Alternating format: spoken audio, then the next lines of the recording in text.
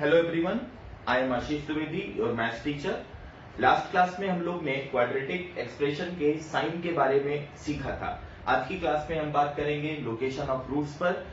Quadratic equation की बहुत सारी प्रॉब्लम्स ऐसी होती हैं जिसमें हमें इक्वेशंस के रूट को एक पर्टिकुलर इंटरवल में रखना होता है, और ऐसा करने के लिए हमें क्वाड्रेटिक एक्सप्रेशन के पैरामीटर्स a, b और c पर कुछ कंडीशंस इंपोज करनी होती हैं। तो उन कंडीशंस को कैसे लिखा जाए, आज हम ये सीखने वाले हैं। तो पहला केस जब हम दोनों रूट्स को पॉजिटिव माने, यानी पहले केस में हम लोग ये कहेंगे कि बोथ रूट्स आर पॉजिटिव। तो क्वाड्रेटिक इक्वेशन के दोनों रूट्स यहां पर पॉजिटिव हैं, बोथ रूट्स आर पॉजिटिव, और हमें ए बी सी पर कंडीशंस इंपोज करनी है ताकि क्वाड्रेटिक इक्वेशन के दोनों रूट पॉजिटिव आए। हमारे लिए जो क्वाड्रेटिक एक्सप्रेशन है वो है a x square plus b x plus c. तो एफ एक्स या y equal to a x square plus b x plus c, ये हमारा क्वाड्रेटिक एक्सप्रेशन है। और पहला केस हम लोग डिस्कस करने वाले हैं जब दोनों रूट पॉजिटिव हैं। इसमें a x square plus b x plus c जब हम लोग लिख रहे हैं तो हमें मालूम है कि a can not be zero, क्योंकि अगर a जीरो हो गया तो ये इक्वेशन लीनियर इक्वेशन में कन्वर्ट हो जाएगी। साथ ही साथ हमें यह भी मालूम है कि a, b, c belongs to the set of real number, मतलब ये जितने भी कोफिशिएंट हैं वो सारे के सारे रियल हैं। अब पहले केस में हम बात करेंगे जब a का साइन पॉजिटिव है। देखिए a जीरो नहीं हो सकता, तो उसके लिए दो ही पॉसिबिलिटी बनती हैं, ईदर इट इज पॉजिटिव और इट इज नेगेटिव। तो first case is a is greater than zero. अब a ग्रेटर देन जीरो है, और a ग्रेटर देन जीरो के लिए हम ये जानते हैं कि y equal to a x square plus b x plus c का जो ग्राफ है वो एक ओपनिंग अपवर्ड पैराबोला होगा। This is an opening upward parabola if a is greater than 0। तो this is opening upward parabola, definitely हम सभी ये जानते हैं। और ओपनिंग अपवर्ड पैराबोला हो, दोनों रूट पॉजिटिव हो, तो इस कंडीशन को हम लोग ग्राफिकली कैसे रिप्रेजेंट करते हैं। ये एक्स एक्सिस है, ये वाई एक्सिस है, और जिन पॉइंट्स पर कर्व एक्स एक्सिस को कट करता है उन्हें हम quadratic equation a x square plus b x plus c का रूट बोलेंगे। यहां पर दोनों ही रूट वाई एक्सिस के राइट में है, यानी अल्फा और बीटा दोनों की वैल्यू पॉजिटिव है, हालांकि दोनों अलग अलग हैं। ठीक, अब एक पॉसिबिलिटी और हो सकती है।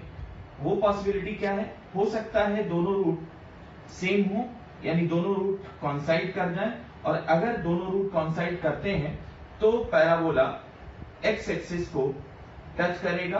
अब की बार ये इंटरसेक्शन नहीं होगा, यहां पर पैराबोला एक्स एक्सिस को टच करने वाला है, और अगर पैराबोला एक्स एक्सिस को टच करेगा तो इसी पॉइंट पर अल्फा और बीटा कॉन्साइड करने वाले हैं, यानी अल्फा और बीटा आइडेंटिकल हो गए, रूट्स आर आइडेंटिकल। तो इन दोनों केसेस में हमें ये पता चलता है कि दोनों ही रूट पॉजिटिव हैं, चाहे वो अल्फा की बात हो या बीटा की बात हो। हाँ, पहले केस में रूट्स आर डिस्टिंक्ट और दूसरे केस में रूट जो है वो कॉन्साइड कर रहे हैं, रूट आर सेम, आइडेंटिकल। अब इन दोनों केसेस को हम जो ग्राफ बना चुके हैं उसको मैथमेटिकली लिखने की कोशिश करते हैं। देखिए, इस केस में डिस्क्रिमिनेंट ग्रेटर देन जीरो होगा।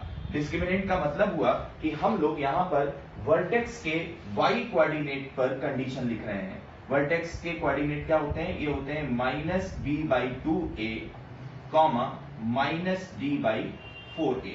और डिस्क्रिमिनेंट को इन्वॉल्व करने का मतलब है हमने वर्टेक्स के y कोऑर्डिनेट को इन्वॉल्व किया। तो इस केस में d ग्रेटर देन जीरो हम सभी जान गए, पहली कंडीशन y कोऑर्डिनेट पर। और दूसरे केस में d इक्वल टू जीरो, ये पहली कंडीशन हुई। लिखते हैं, इसको यहां पर लिख देते हैं d ग्रेटर देन जीरो, और इस केस में d इक्वल टू जीरो, क्योंकि roots are same, roots are identical.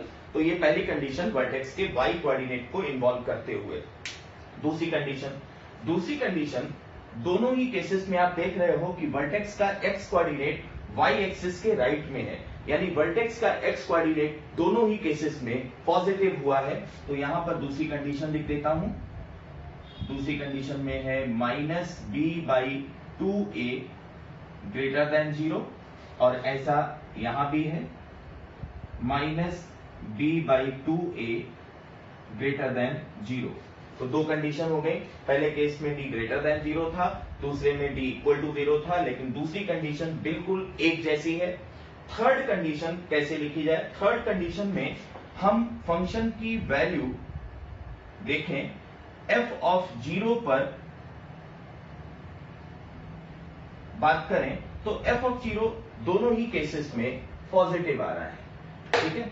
तो f(0) is positive in both cases. तो ये भी एक कंडीशन होगी, और थर्ड कंडीशन हम लोग लिखेंगे कि f(0) पॉजिटिव हो गया। पहले केस में भी ये पॉजिटिव है और दूसरे केस में भी f(0) की वैल्यू पॉजिटिव ही दिख रही है। अब चूंकि हमको कहा गया था कि रूट्स पॉजिटिव रखने हैं, तो ये बात तो दोनों ही केसेस में एक जैसी आ रही है। तो इन दोनों केसेस का कंबाइंड इफेक्ट क्या हुआ ये देख लेते हैं। देखिए, सेकंड और थर्ड ये दोनों इनइक्वालिटीज दोनों ही जगहों पर सेम है। केवल फर्क किस में आ रहा है? पहली इनइक्वालिटी में। बट हमसे कहा गया है बोथ रूट्स आर पॉजिटिव। उन्होंने ये नहीं बताया कि रूट्स डिस्टिंक्ट हैं या इक्वल हैं, तो दोनों को शामिल करते हैं। यानी पहली कंडीशन बनेगी d ग्रेटर देन और इक्वल टू 0, दूसरी कंडीशन बनेगी -b/2a ग्रेटर देन 0, और तीसरी कंडीशन यहां पर आएगी f(0) इज ग्रेटर देन 0। तो अगर a पॉजिटिव है और दोनों रूट्स पॉजिटिव होने हैं, दीज आर थ्री कंडीशंस जो नेसेसरी हैं, एसेंशियल हैं इस इवेंट के होने के लिए, यानी दोनों रूट्स के पॉजिटिव होने के लिए। नोट कर लीजिए इस बात को। अब हम लोग सेकंड केस की तरफ चलते हैं। सेकंड केस में हम लोग को कहा जाएगा कि अब की बार a नेगेटिव है। तो a नेगेटिव होने का मतलब हम जानते हैं पैराबोला की ओपनिंग डाउनवर्ड होगी, और अब की बार भी ऐसे ही दो केसेस पॉसिबल हो सकते हैं जिसमें रूट्स सेम हो या रूट्स डिस्टिंक्ट हो। तो अब दूसरी कंडीशन को डिस्कस कर लेते हैं। दूसरी कंडीशन में a लेस देन 0 है, यानी यहां पर हमें इंफॉर्मेशन ये मिल चुकी है कि पैराबोला की ओपनिंग डाउनवर्ड है, एक्सप्रेशन ax² + bx + c, और this is opening downward parabola. तो ये डाउनवर्ड ओपन करेगा, this is downward opening parabola. तो अब इस वाले केस को हम लोग डिस्कस करेंगे। अगर पैराबोला डाउनवर्ड ओपन करता है तो अब की बार भी सिर्फ हमें इस बात पर ध्यान देना है कि दोनों रूट्स पॉजिटिव रहें। इसमें फिर से दो केसेस शामिल होंगे, रूट सेम हो सकते हैं या रूट डिस्टिंक्ट हो सकते हैं। यानी अब की बार फिर से इस केस में हम देखें बोथ रूट्स आर डिस्टिंक्ट, और यहां पर हम देख सकते हैं कि रूट्स आर आइडेंटिकल, क्योंकि पैराबोला एक्स एक्सिस को टच कर रहा है। ध्यान इस बात का रखना है कि ये जो भी पॉइंट ऑफ कांटेक्ट है एक्स एक्सिस के साथ, ये पॉजिटिव साइड में हो, क्योंकि रूट्स पॉजिटिव बनाए रखने हैं। अब इन दोनों केसेस को एक साथ लिखने की कोशिश करते हैं। पहली बात हमें ध्यान देनी होती है कि वर्टेक्स का y कोऑर्डिनेट, तो वर्टेक्स का y कोऑर्डिनेट यहां पर x एक्सिस के ऊपर है और यहां पर x एक्सिस को टच कर रहा है। इस केस में हम देख पा रहे हैं कि रूट्स डिस्टिंक्ट हैं, तो इस केस के लिए आएगा d ग्रेटर देन 0। लेकिन इस केस में, सेकंड वाले केस में रूट्स आइडेंटिकल हो गए हैं, तो इसको भी अगर शामिल करना है d इक्वल टू 0, तो d ग्रेटर देन और इक्वल टू 0 अगर हम इन दोनों केसेस को साइमल्टेनियसली लिख रहे हैं तो दूसरी कंडीशन वर्टेक्स के x कोऑर्डिनेट पर इंपोज करें। x कोऑर्डिनेट आप देखें तो दोनों ही केसेस में x कोऑर्डिनेट y एक्सिस के राइट में है, यानी इन दोनों ही केस में x कोऑर्डिनेट पॉजिटिव हो गया है। ठीक, तीसरी बात, एफ ऑफ जीरो की वैल्यू, तो फंक्शन की जीरो पर वैल्यू, यानी जहां पर फंक्शन वाई एक्सिस को कट कर रहा है, जहां पर ये ग्राफ वाई एक्सिस को कट कर रहा है, वो वैल्यू अगर आप देखेंगे तो दोनों ही केसेस में ये वैल्यू निगेटिव आ रही है। चेक करिए, in both cases it is negative. तो थर्ड कंडीशन हम लोग बना पा रहे हैं, F of zero is negative. अच्छा, इसको याद रखने का एक बहुत अच्छा तरीका यह है, पहली कंडीशन आप y कोऑर्डिनेट के बारे में सोचें। y कोऑर्डिनेट यानी सीधा सा ये लिंक करता है डिस्क्रिमिनेंट ऑफ क्वाड्रेटिक इक्वेशन को। दूसरी बात, आप x कोऑर्डिनेट के बारे में सोचें। और तीसरा सबसे इंपॉर्टेंट पॉइंट, देखिए हम लोग को कहा गया था कि रूट्स आर पॉजिटिव, तो कोई भी नंबर पॉजिटिव या निगेटिव कैसे डिसाइड किया जाता है? अगर ये नंबर जीरो के राइट में है तो पॉजिटिव है, अगर ये नंबर जीरो के लेफ्ट में है तो निगेटिव है। तो zero is the reference point. ठीक, तो हम लोग को जो वैल्यू देखनी है थर्ड वाले पॉइंट में, वो जीरो पर वैल्यू देखनी है, क्योंकि हमने बात करी है दोनों रूट्स पॉजिटिव हैं। तो पॉजिटिव कैसे होंगे? जीरो के राइट में होने चाहिए। इसका मतलब हम लोग को यहां पर एफ ऑफ जीरो के बारे में बात करनी है। अब देखिए, ये वाला केस तब था जब ए पॉजिटिव था, और ये कंडीशंस तब लिखी गई जब ए नेगेटिव था। सपोज दैट किसी प्रॉब्लम में हमें ए का साइन मालूम नहीं है, जैसे यहां पर एक एग्जांपल मैं आपको देता हूं, जब हमें ए का साइन मालूम ना हो। एक क्वेश्चन लिखता हूं, मान लो हमसे पूछा गया 2k + 1 times x square plus 4x - 6 = 0, और हमको यहां पर पूछा गया कि अगर दोनों रूट पॉजिटिव होने हैं तो k पर क्या कंडीशंस होंगी। अब बताइए, क्या हमें एक्स स्क्वायर के कॉफिशिएंट का साइन मालूम है? बिल्कुल नहीं मालूम है। तो ऐसे केसेस में दो अलग अलग हिस्सों में हमें ये क्वेश्चन करना होगा। पहला, जब कॉफिशिएंट पॉजिटिव मान लें तो इस तरह से कंडीशन लिखी जाएंगी। दूसरा, जब कॉफिशिएंट नेगेटिव हो तो ऐसे कंडीशन लिखी जाएंगी। ऐसे केसेस में हम लोग करते क्या है, उस बात को जान लेते हैं। यहां पर लिखते हैं, इफ साइन ऑफ ए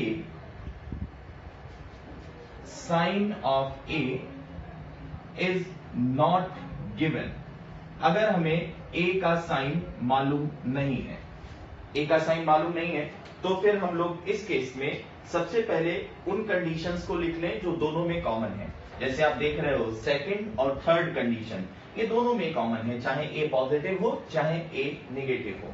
तो इन कंडीशंस को पहले लिख लिया जाए। सेकंड कंडीशन ये चेंज नहीं होगी, यानी -b/2a पॉजिटिव रहेगा। थर्ड कंडीशन ये भी चेंज नहीं होगी, यानी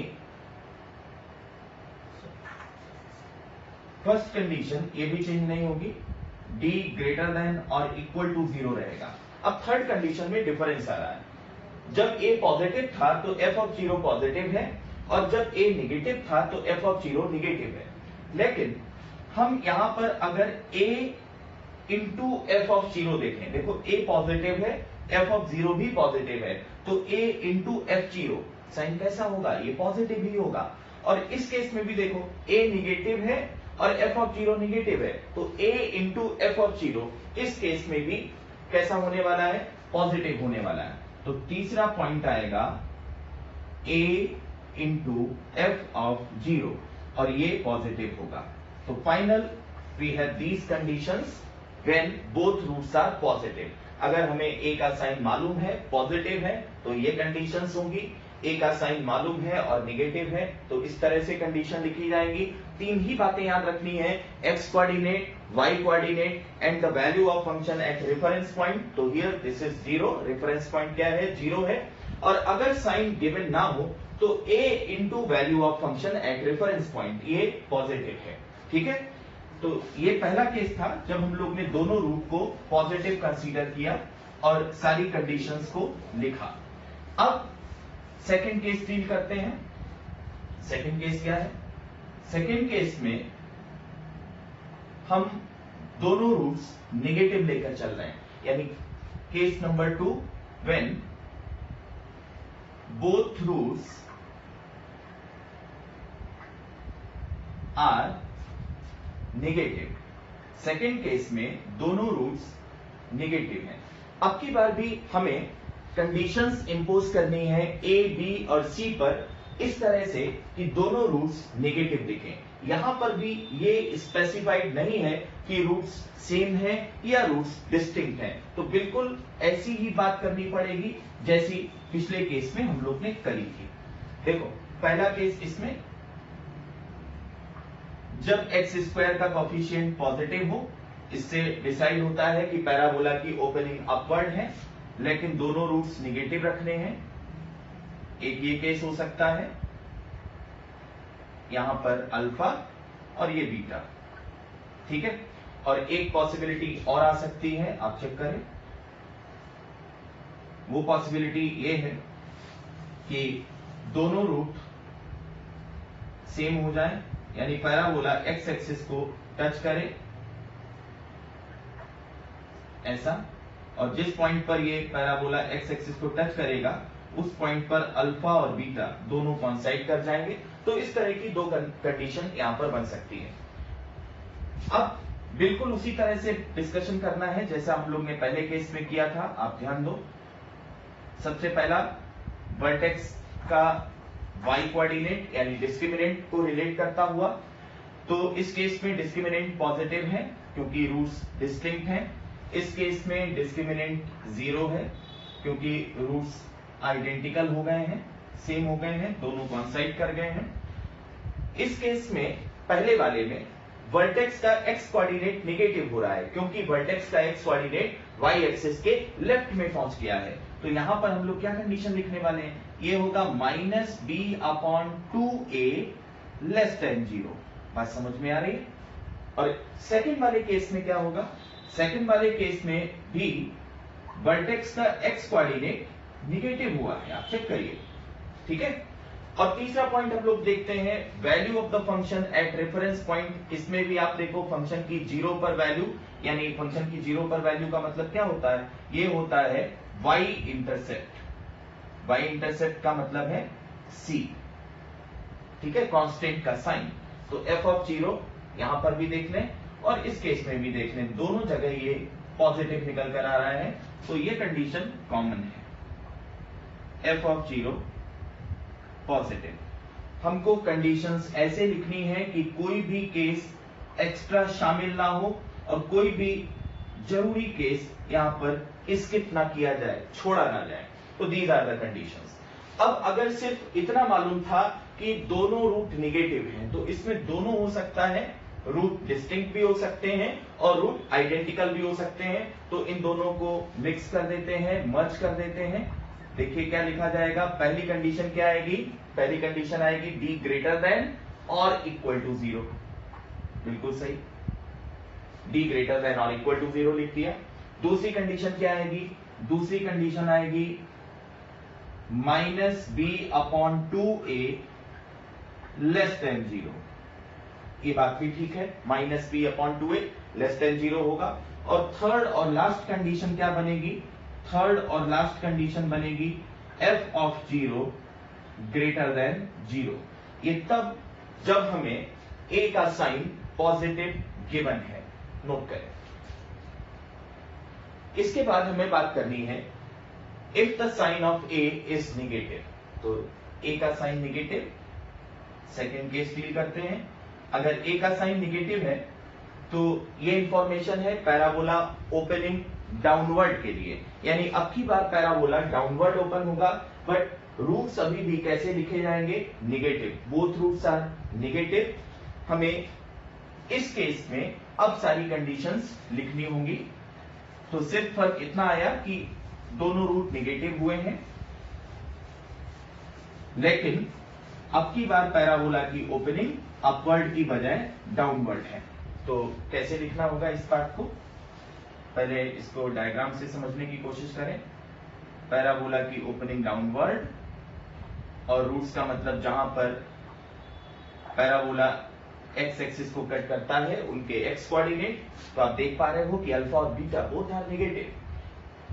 सेकंड केस बनेगा जब रूट आइडेंटिकल होंगे, इस केस में यहां पर अल्फा और बीटा कॉन्साइड कर गए, सेम पॉइंट पर आके मिल गए, ये ओरिजिन है, नोट डाउन, समझिए इस बात को। इस केस की बात करते हैं बेटा, इसमें अल्फा और बीटा दोनों नेगेटिव हैं और रूट डिस्टिंक्ट है। तो रूट डिस्टिंक्ट होने का सीधा सा मतलब है डिस्क्रिमिनेंट इज ग्रेटर देन 0, तो d इज ग्रेटर देन 0। इसमें d इक्वल टू 0 आएगा क्योंकि रूट सेम हो गए हैं। इसमें देख लीजिए दूसरा जो कंडीशन है वो हम लोग वर्टेक्स के x कोऑर्डिनेट पर इंपोज करेंगे, यानी -b/2a यहां पर निगेटिव हुआ है। सेकंड केस में -b/2a निगेटिव हुआ है, चेक करें, both roots are negative discuss कर रहे हैं। और थर्ड बात हम लोग डिस्कस करते हैं फंक्शन की वैल्यू रेफरेंस पॉइंट पर। तो यहां पर बेटा f(0) आप देख लो निगेटिव है, इस केस में भी निगेटिव है और यहां पर भी निगेटिव है। तो ये condition f(0) less than 0, third one f(0) less than 0। अब अगर मुझे सिर्फ इतना पता है कि रूट्स आर निगेटिव, तो इसमें ये दोनों शामिल हो सकते हैं, तो दोनों को कंबाइन कर लेते हैं। दोनों को कंबाइन करने पर सेकंड और थर्ड कंडीशन एक जैसी है। पहली कंडीशन को कंबाइन करते हैं तो d ग्रेटर देन और इक्वल टू 0 दोनों चलेगा, क्योंकि d ग्रेटर देन 0 में रूट्स डिस्टिंक्ट हुए हैं और d इक्वल टू 0 में रूट्स आइडेंटिकल हुए हैं। दूसरी कंडीशन -b/2a यानी वर्टेक्स का x कोऑर्डिनेट ये निगेटिव रहेगा, दोनों में कॉमन है। और थर्ड कंडीशन यानी वैल्यू ऑफ फंक्शन एट 0 ये भी निगेटिव रहेगा। तो आप देख सकते हैं दीज आर 3 इंपॉर्टेंट कंडीशंस जिनसे हम ये क्लेम कर सकते हैं कि किसी भी एक्सप्रेशन के दोनों रूट अगर निगेटिव हैं, हो सकता है कि वो दोनों डिस्टिंक्ट हो या सेम हो और ए का साइन निगेटिव है, तो ये कंडीशंस होनी चाहिए d greater than or equal to 0, -b/2a less than 0, and third and the most important condition is f(0) must be negative। अब बात करते हैं कि अगर हमें a का साइन गिवन नहीं है और दोनों रूट्स निगेटिव हैं, if sin of a का मतलब x² के कोफिशिएंट का साइन मालूम नहीं है, if sin of a is not given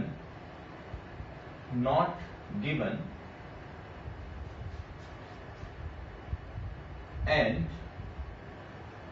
both roots are negative, condition वही है जो अभी भी हम लोग डिस्कस कर रहे हैं, both roots are negative। अब की बात a का साइन मालूम नहीं है लेकिन दोनों रूट अभी भी निगेटिव है, तो सारी चीजें किस तरह से एडजस्ट होंगी इसको देख लेते हैं। हम लोग ने देख लिया है कि अगर a पॉजिटिव था तो कंडीशंस क्या थी। पहली कंडीशन थी डिस्क्रिमिनेंट ग्रेटर देन और इक्वल टू 0 हुआ था।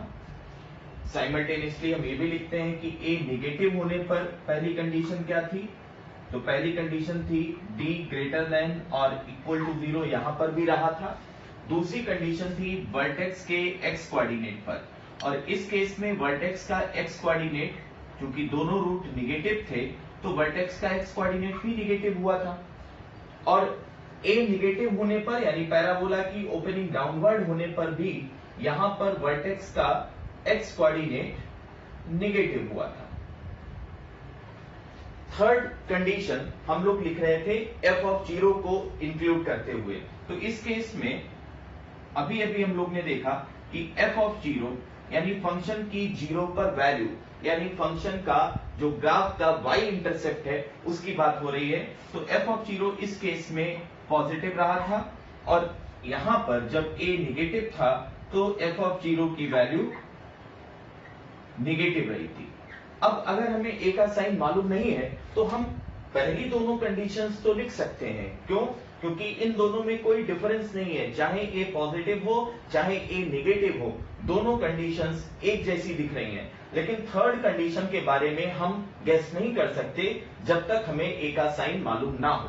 तो अब हम ये देखने की कोशिश कर रहे हैं कि क्या ए के साइन के ना मालूम होने पर इन तीनों कंडीशंस में कुछ चीजें कॉमन आ रही हैं या नहीं। तो हम लोग यहां पर ये देख पा रहे हैं कि अगर ए का साइन मालूम नहीं है तो कोई दिक्कत नहीं, पहली कंडीशन तो दोनों में ही है, एज इट इज रहेगी, डी ग्रेटर देन और इक्वल टू 0। दूसरी कंडीशन भी दोनों ही केसेस में शामिल है, इसको भी लिख सकते हैं -b/2a लेस देन 0। और थर्ड कंडीशन को अगर हम देखें तो पहले केस में a का साइन पॉजिटिव है, f पॉजिटिव है। इन दोनों के प्रोडक्ट की बात करें, यानी हम बात कर रहे हैं a इंटू एफ ऑफ 0 की। पहले केस में a into f of 0 positive है, और अगर हम ध्यान दें तो दूसरे केस में भी a इंटू एफ ऑफ 0 दोनों का जो प्रोडक्ट है उसका साइन पॉजिटिव ही रहेगा। तो this is the common factor to both cases. So हम थर्ड कंडीशन लिख सकते हैं कि a इंटू एफ ऑफ 0 ये पॉजिटिव होना चाहिए। तो these are three important conditions. जब हमें ए का साइन मालूम नहीं है और दोनों रूट्स को निगेटिव रखना है तो हमें ये तीन कंडीशन इंपोज करनी पड़ेंगी ए, बी और सी पर। ए और बी यहां पर डायरेक्टली इन्वॉल्व है और सी इस डिस्क्रिमिनेंट के अंदर लिखा गया एक हिस्सा है, क्योंकि डिस्क्रिमिनेंट की वैल्यू होती है b² माइनस 4ac। अब थर्ड केस में हम लोग ए बी सी पर कंडीशंस इंपोज करेंगे अंडर द कंडीशन जब एक रूट पॉजिटिव है और दूसरा रूट निगेटिव है। तो third case, one root positive, one root is positive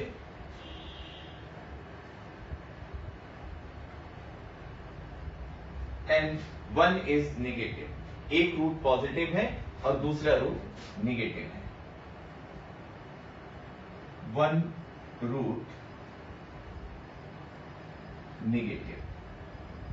अब हमें इस केस को डील करना है कि एक रूट पॉजिटिव हो और एक रूट निगेटिव हो। फिर से हम इस एनालिसिस को दो पार्ट में करना चाहेंगे। दो पार्ट का मतलब ए का साइन प्लस पॉजिटिव या ए का साइन निगेटिव। तो पहला केस, जब ए का साइन पॉजिटिव है और एक रूट पॉजिटिव है, दूसरा रूट निगेटिव है। अब ये बात तो श्योर हो गई कि पैराबोला का जो इंटरसेक्शन होगा वो एक्स एक्सिस के साथ वाई एक्सिस के दोनों साइड में होगा, क्योंकि एक रूट को पॉजिटिव बनाए रखना है और दूसरा रूट निगेटिव रखना है। कैसी एनालिसिस होगी इस केस में? ए पॉजिटिव होने का मतलब पैराबोला की ओपनिंग अपवर्ड और एक रूट निगेटिव, दूसरा रूट पॉजिटिव, यानी एक्स एक्सिस के साथ जो पॉइंट ऑफ इंटरसेक्शन है उनका एक का एक्स कोऑर्डिनेट निगेटिव होगा और दूसरे का एक्स कोऑर्डिनेट पॉजिटिव होने वाला है। अब यहां पर दोनों रूट केवल और केवल डिस्टिंक्ट हो सकते हैं क्योंकि एक रूट पॉजिटिव है और दूसरा रूट निगेटिव है। सारी कंडीशंस लिखता हूं। पहली कंडीशन हमें बिल्कुल समझ में आ रहा है कि d ग्रेटर देन 0 है, d इक्वल टू 0 अब पॉसिबल नहीं है, क्योंकि अगर दोनों रूट सेम हो गए तो या तो दोनों रूट पॉजिटिव हो जाएंगे या फिर दोनों रूट नेगेटिव हो जाएंगे, जबकि हमें कहा गया है one root is positive and other root is negative. तो एक को पॉजिटिव बनाए रखना है और दूसरे को निगेटिव। तो d ग्रेटर देन 0। दूसरी कंडीशन x कोऑर्डिनेट पर होती है, कुछ भी कहा नहीं जा सकता -b/2a के बारे में, ये nothing can be said, predictable नहीं है, नथिंग कैन बी क्लेम्ड, कुछ भी नहीं क्लेम कर सकते, तो इसको अभी छोड़ते हैं, ठीक है। उसके बाद बात आई f ऑफ 0 की। तो इस केस में f ऑफ 0 क्यों? क्योंकि पॉजिटिव नेगेटिव को बताने वाला या पॉजिटिव नेगेटिव में डिफरेंस क्रिएट करने वाला पॉइंट कौन सा है? 0। डिफरेंशिएट करने वाला पॉइंट कौन सा है? 0। तो हम रेफरेंस पॉइंट पर फंक्शन की वैल्यू देखें।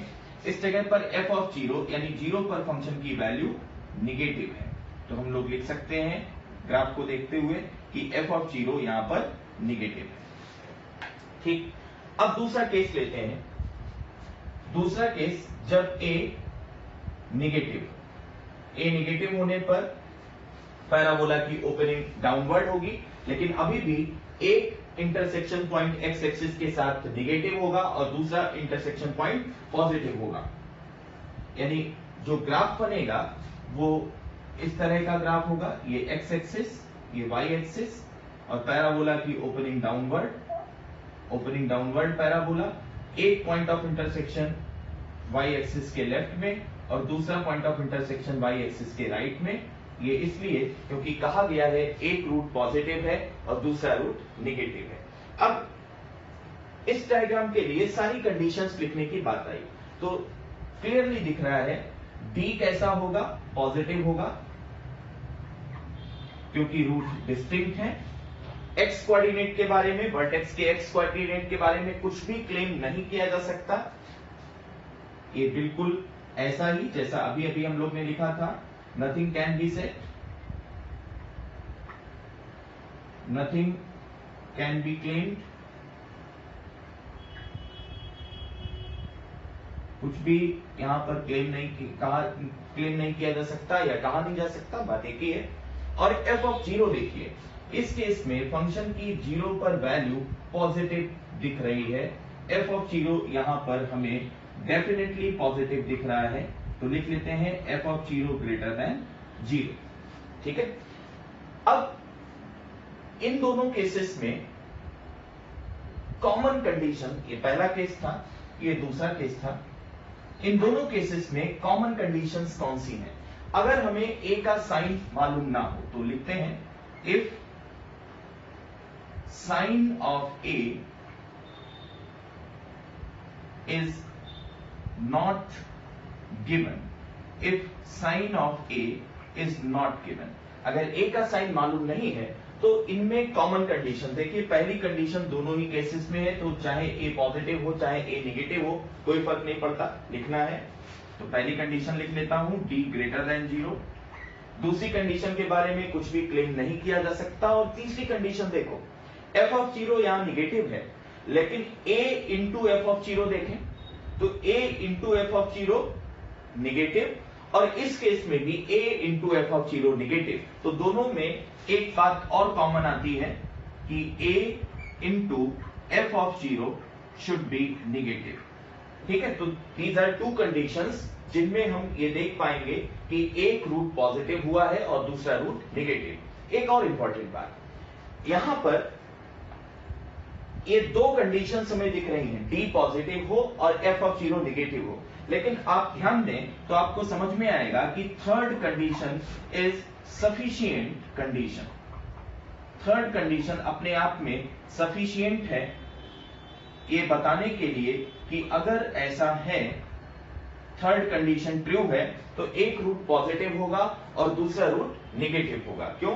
क्योंकि अगर एफ ऑफ जीरो निगेटिव हुआ, मतलब फंक्शन की जीरो पर वैल्यू निगेटिव है, और ए पॉजिटिव हुआ यानी पैराबोला ओपन करेगा अपवर्ड, तो जैसे ही ये ऊपर की तरफ जाएगा, ठीक है, जैसे ही पैराबोला ऊपर की तरफ बढ़ेगा, ये नेचुरली एक्स एक्सिस को एक बार पॉजिटिव साइड में कट करेगा और एक बार निगेटिव साइड में कट करेगा। यानी अगर एफ ऑफ जीरो निगेटिव है और ए पॉजिटिव है तो डी ग्रेटर देन जीरो होने से हम रोक नहीं सकते। यानी this is the necessary and sufficient condition if one root is positive and other root is negative. Similarly यहां पर भी एक ही कंडीशन पर्याप्त है, एक ही कंडीशन यूजफुल है कि अगर हम ये ना भी लिखें, सिर्फ इतना लिखें कि एफ ऑफ जीरो निगेटिव है तो भी हमारा काम चल जाएगा, मतलब this is sufficient condition.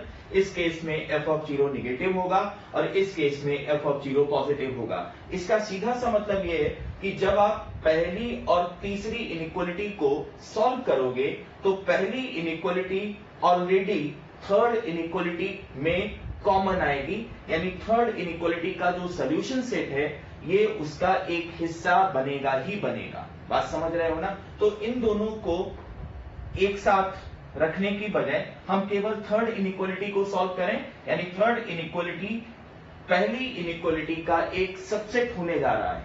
Third inequality का जो सॉल्यूशन सेट है वो पहली इनइक्वालिटी का एक सबसेट होने जा रहा है, तो उसको सॉल्व करने की कोई जरूरत नहीं, हम केवल और केवल थर्ड वाली कंडीशन को ही यहां पर फॉलो करेंगे। इसी तरीके से इस केस में हम केवल और केवल a into f of zero को निगेटिव करें और सॉल्व करें। यहां से जो भी वैल्यूज निकल कर आएंगी पैरामीटर डिपेंडेंट या जो भी आपको पूछा गया हो वो आपका फाइनल आंसर बनेगी। तो this is sufficient condition, this is sufficient condition. No need to talk about discriminant in this case. यहां पर कोई भी जरूरत नहीं है डिस्क्रिमिनेंट को अपनी एनालिसिस में शामिल करने की। तो आज की एनालिसिस में हम लोग ने ये देखा लोकेशन ऑफ रूट के बारे में कि अगर किसी भी क्वाड्रेटिक इक्वेशन के दोनों रूट पॉजिटिव हो कंडीशंस कैसे लिखनी है, दोनों रूट नेगेटिव हो कैसे लिखना है, एक रूट पॉजिटिव हो या एक रूट नेगेटिव हो तो कंडीशंस कैसे आएंगी।